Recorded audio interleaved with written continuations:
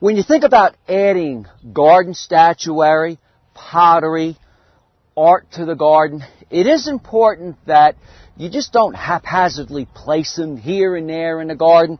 The other thing to keep in mind is you really want to have one main focal point in the garden. You don't want to have a statuary here, there, everywhere within one area. And the reason for this is you want this part of the garden to be calming. And one of the things you'll find if you have lots of stuff in the garden or different things, it's really hard for your mind subconsciously to adjust and adapt, and it sort of like keeps you with a jumbled feeling. So make sure whatever you use fits in.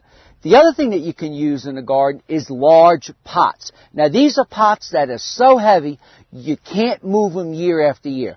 So I'll show you what you can do with those and how to rejuvenate those year after year.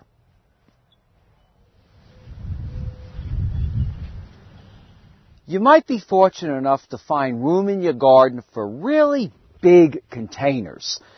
The advantage to these large containers is that they can stay in the garden year-round. They are so thick, it's probably 3 inches thick, and these are concrete. They really don't freeze and crack during the winter months. But on the other hand, they're so big, you really can't move them. So what you want to do is, leave them permanently in the garden. Usually you put them on a little paver or some type of block so they don't sink.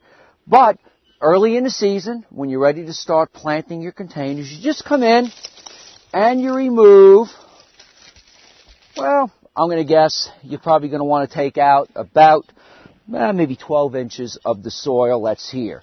Now, some people reuse this soil. They add a little bit of fresh potting soil to it. I recommend just taking out the upper 12 inches and replacing it with brand new material. I also do recommend, if you're starting from scratch, that you put a little bit of this is called soil perfecta. It's a heated rock that is very porous, and you put that in the base of the container to sort of give stability and weight. Many of us might have a container like this, or some of us might even have containers that are a lot bigger, maybe 2 or 3 times wider. Your container may be this wide. What we really don't want to do is fill it with expensive potting soil. Not only that, plants only use about 12 to 14 inches, so everything else below that's going to be a waste. Now, if you're dealing with a maple or some tree, they may utilize all that soil in the container. One of the things that you might consider for those really big containers, so you don't have to fill it with all that potting soil, is take a pot and invert it and put it down in the container and then fill your soil above it. The other thing you might do is fill the whole bottom part of this container with 2-liter empty plastic containers. Water drains through it.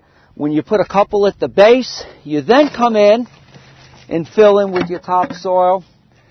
You're ready to plant. But again, you can take these large containers, place them out in the garden. What I like to do is take these containers and not have them any closer than, 20, 30, 40 feet. You might have one at this corner of the garden, one over at this corner of the garden.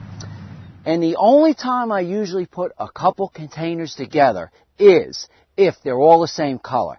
If you had 5 iridescent blue containers of different sizes, you might sort of arrange them and stagger them in a corner of the garden.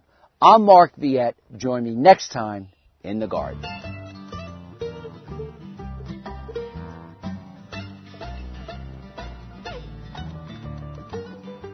It sometimes takes many years to really see what happens with our plants in a garden.